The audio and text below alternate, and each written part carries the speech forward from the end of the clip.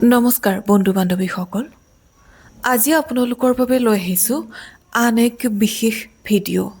সাধাৰণতে ৰাশি অনুযায়ী প্ৰতিজন ব্যক্তিৰে থাকে কিছু বিশেষ বিশেষ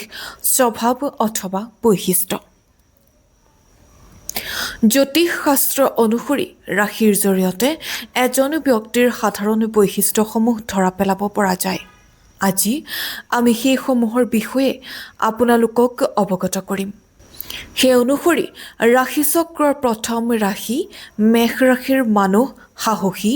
উদ্যমী আৰু নেতৃত্বপ্ৰিয় বুলি জনা যায়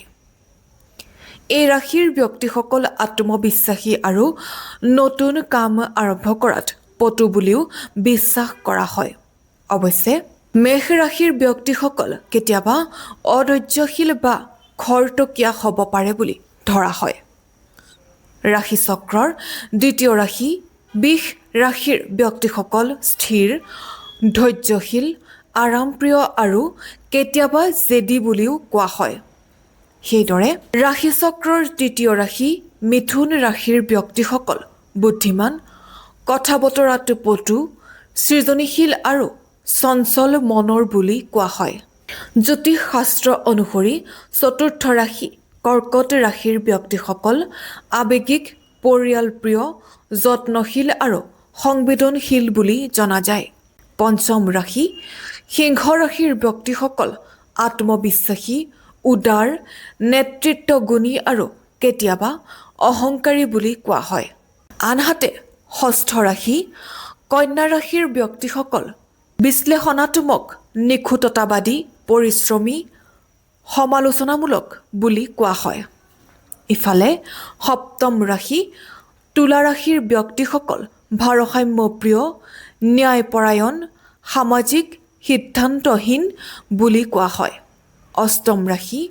বৃশ্চিক ৰাশিৰ ব্যক্তিসকল তীব্ৰ ৰহস্যময় দৃঢ় সংকল্প আৰু সন্দেহপ্ৰৱণ বুলি কোৱা হয় ৰাশিচক্ৰৰ নৱম ৰাশি ধনু ৰাশিৰ ব্যক্তিসকল অভিযানপ্ৰিয় আশাবাদী স্বাধীনচিতীয়া আৰু স্পষ্টবাদী বুলি বিশ্বাস কৰা হয় ৰাশিচক্ৰৰ দশম ৰাশি মকৰ ৰাশিৰ ব্যক্তিসকল শৃংখলাবদ্ধ উচ্চাকাংক্ষী বাস্তৱবাদী গম্ভীৰ বুলি কোৱা হয়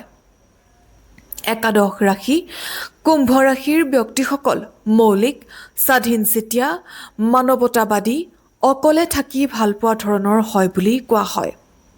ৰাশিচক্ৰৰ দ্বাদশ ৰাশি মীন ৰাশিৰ ব্যক্তিসকল কল্পনাপ্ৰৱণ সহানুভূতিশীল শিল্পীসুলভ অতি সংবেদনশীল বুলি কোৱা হয় এয়ে আছিল